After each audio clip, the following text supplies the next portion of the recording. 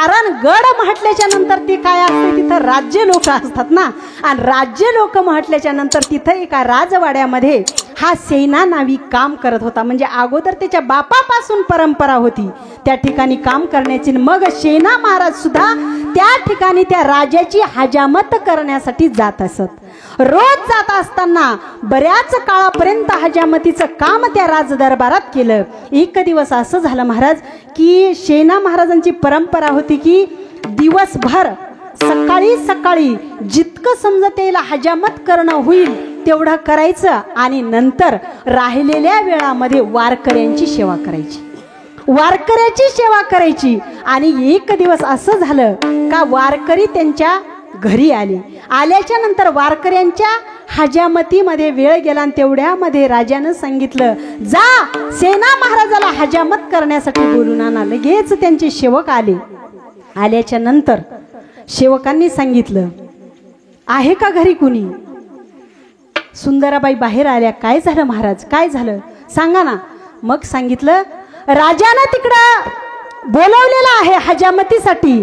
कुठे गेले सेना नावी? सांगितलं ते वारकरी आलेले आहेत आणि वारकऱ्यांची सेवा करत आहेत. वारकरी गेल्याच्या नंतर मग लगेच तुमच्या घरी पाठवून देतो असं सांगितल्याच्या नंतर म्हणले, असं आहे का? लवकरात लवकर पाठवा, नाहीतर राजा त्याला दंड दिल्याशिवाय राहणार नाही असं म्हटल्याबरोबर मग मात्र आता सुंदराबाई व्याकुळ झाली. परंतु इकडं वारकऱ्यांची सेवा करत असताना इथून वारकऱ्यांना सोडून कसं काय यावं, कारण वारकरी म्हटल्याच्या नंतर त्यांची काय सेवा करायची. आता हा सेवक लगेच गेला. सेवक गेला आणि सांगितलं, राजे सरकार ऐका, त्या सेना नाव्याला तुमची काही गरज नाही, तुमचं काही महत्व त्याच्या पुढे नाही, त्याला जास्त तुमच्यापेक्षा वारकऱ्यांचं महत्व आहे. आणि तुमच्याकडे काय ते हजामत करण्यासाठी मी सांगत होतो तुम्हाला. कारण कसं असते महाराज, कोणत्याही गोष्टी दोघांमध्ये जर मित्रत्व झालं ना तर तिसरा माणूस काही ना काही त्याच्यामध्ये खुटी मारत असतो बरं का. म्हणून कोणाचं काहीही ऐकलं नाही पाहिजे. दोघांची मित्रता तशाला तशी राहावी. असं जर वाटत असेल तर फक्त कोणाचंही ऐकू नये. जर ऐकलं तर आपल्या जीवनाचा सत्यानाश झाल्याशिवाय राहणार नाही. म्हणून कधीही कोणाचं ऐकू नये. विठ्ठल विठ्ठल.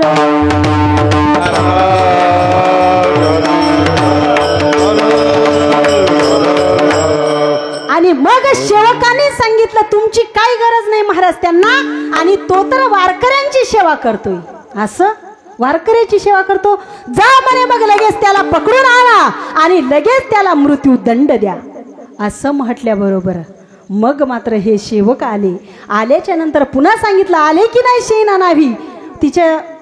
त्यांच्या पत्नीनं सांगितलं, काय झालं? काय नाही म्हणे. राजानं सांगितलं, तुझ्या मालकाला आता मृत्यूदंडावर न्यायचे असं म्हटल्याबरोबर तिचा चळकाप सुरू झाला. महाराज, माझ्या पतीला आता मृत्यूदंड प्राप्त होतो की काय असं तिच्या ठिकाणी भय निर्माण झालं. आणि झाल्याच्या नंतर मग मात्र आता याला पकडून नेणार. तेवढ्यामध्ये ही सगळी गोष्ट कळाली माझ्या परमात्म्याला. कारण तो कसा आहे न सांगता कळे तुम्हा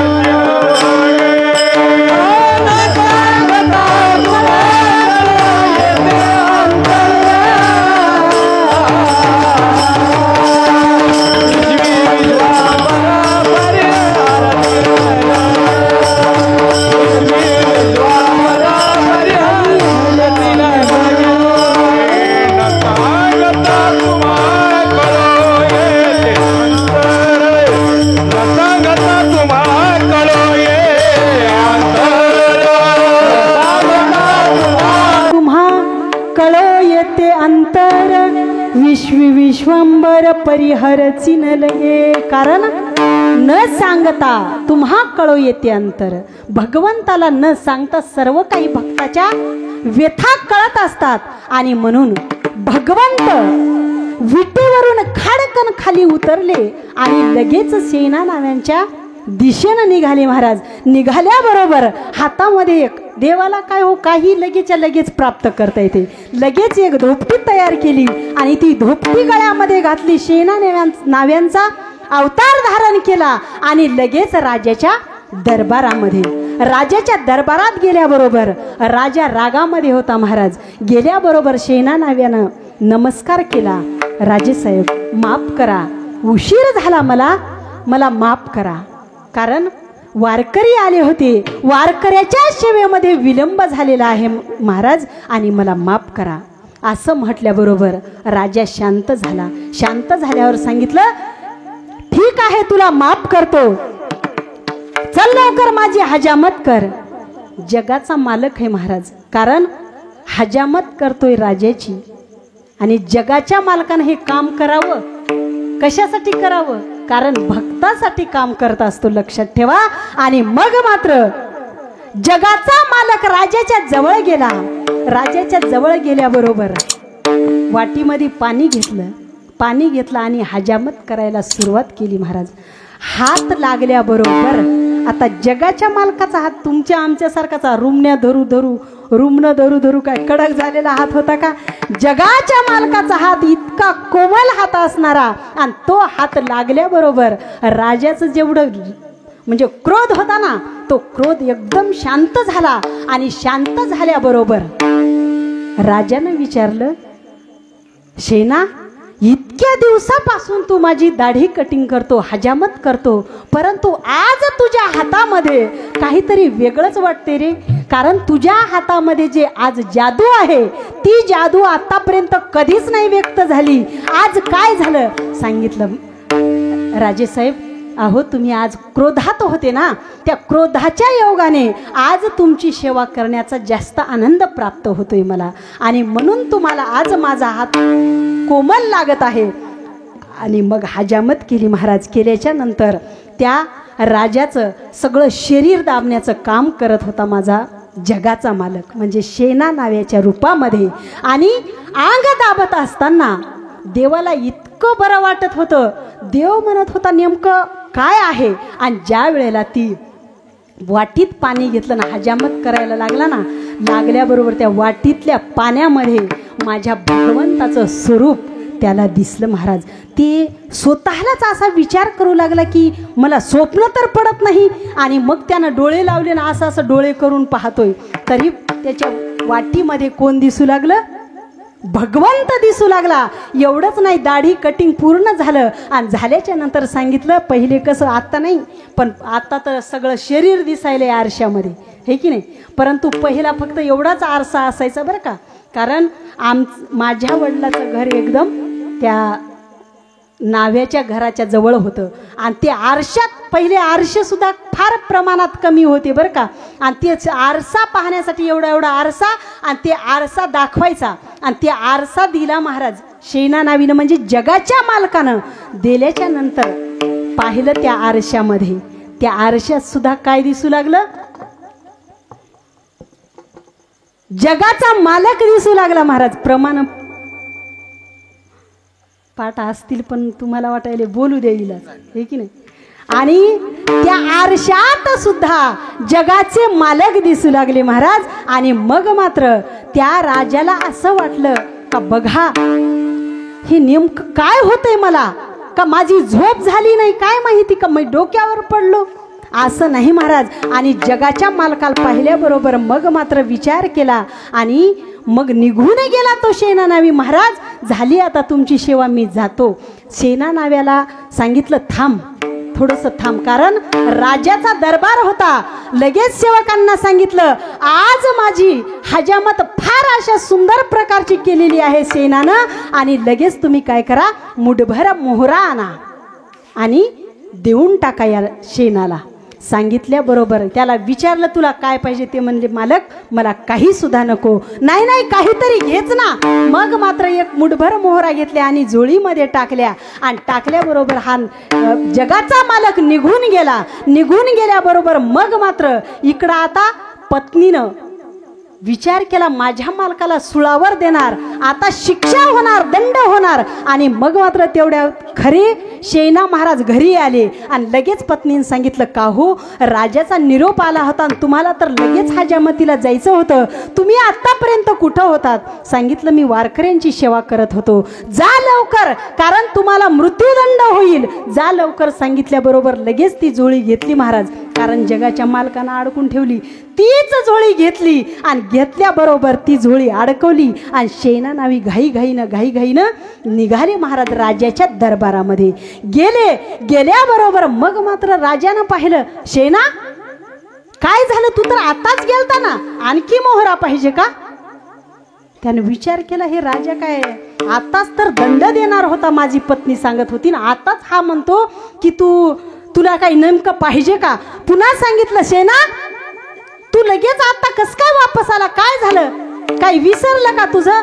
नाही सरकार, मला माफ करा, मला वेळ झाला, वारकरी घरी होते आणि वारकऱ्याची सेवा करता करता मला विलंब झाला, मला माफ करा.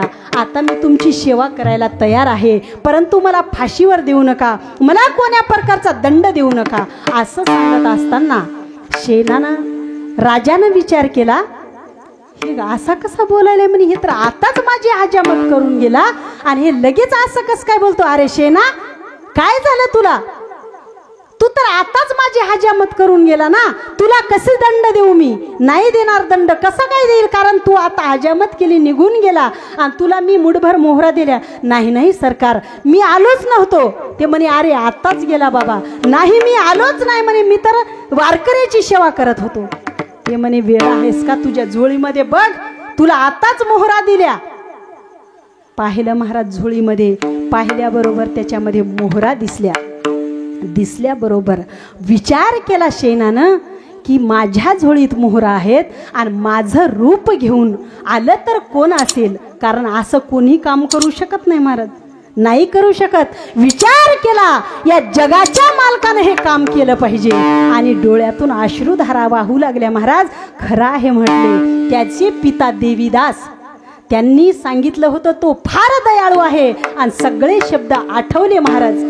या शेना नाव्याला आठवल्याबरोबर डोळ्यातून पाणी आलं. विचार केला की आतापर्यंत माझं सगळं जीवन गेलं, माझ्या वडिलाचं जीवन गेलं. आणि राजाला सांगू लागला, राजा फार तू भाग्यवान आहेस बाबा, फार तुझ्या दरबारातले जेवढे आहेत ना फार भाग्यवान आहेत. त्या जगाच्या मालकाला मी आतापर्यंत डोळ्यानं पाहू शकलो नाही, तो तुझी हजामत करून गेला. काय भाग्यवान आहेस तू, मला आणखी पाहायला सुद्धा भेटला नाही. आणि मग विचार केला, माझ्या जगाच्या मालकानं एवढं नीच काम माझ्यासाठी करावं. असा विचार केल्याबरोबर सांगितलं, बस आजपासून जर माझ्यासाठी माझ्या मालकाला जर येऊन हजामत करायची वेळ येत असेल तर हे कामच सोडून द्यायचं. सांगितलं, सरकार आजपासून तुमचं काम बंद, आजपासून मी तुमच्या कामाहून एक्सपायर होणार, कारण तुमचं काम आता याच्या पुढे मी करणार नाही. का नाही करणार? माझ्या जगाच्या मालकाला जर माझ्या मोबदल्यात असं काम करायची वेळ येत असेल तर मला कामच करायचं नाही. असं म्हटल्याबरोबर निघून आला शेना. आल्याच्या नंतर घरी आला महाराज. आल्याच्या नंतर त्यानं झोळीमध्ये पाहिलं, मोहरा आहेत. काय करायच्या मोहरा ह्या? नको, माझ्या मालकानं एवढं काम केलं, मालका सगळ्या मोहरा सगळ्यांना वाटून टाकल्या महाराज. आता तुमच्या आमच्यासारखे जर महाराज लोक असतील म्हणले असते, आम्हाला फक्त 2-2 का होईना द्या, आहे की नाही? कारण असे तुमच्या आमच्यासारख्यांनी विचारला, अरे वेडा आहेस का बाबा, तुला एवढ्या मोहरा राजानं दिल्या आणि तू अशा वाटून टाकतो का? वाटून टाकतो, पहिलंच तर आपण खायला महाग आहोत आणि त्यातले त्यात तुला कशा तरी मोहरा प्राप्त झाल्या आणि तू त्या मोहरा सुद्धा वाटून टाकल्या. असं म्हटल्याबरोबर मग मात्र शेना नाव्यानं सांगितलं, अरे ह्या मोहराची काय किंमत आहे? जी किंमत मौल्यवान वस्तू आहे ती प्राप्त करून घेण्यासाठी योगी ऋषी मुनी साधू संत सगळे परेशान आहेत, त्याला भेटला नाही आणि आज मलाही तो मालक भेटला नाही. म्हणून काय करायचे ह्या मोहरा, मला काही गरज नाही. अभंगाचं प्रथम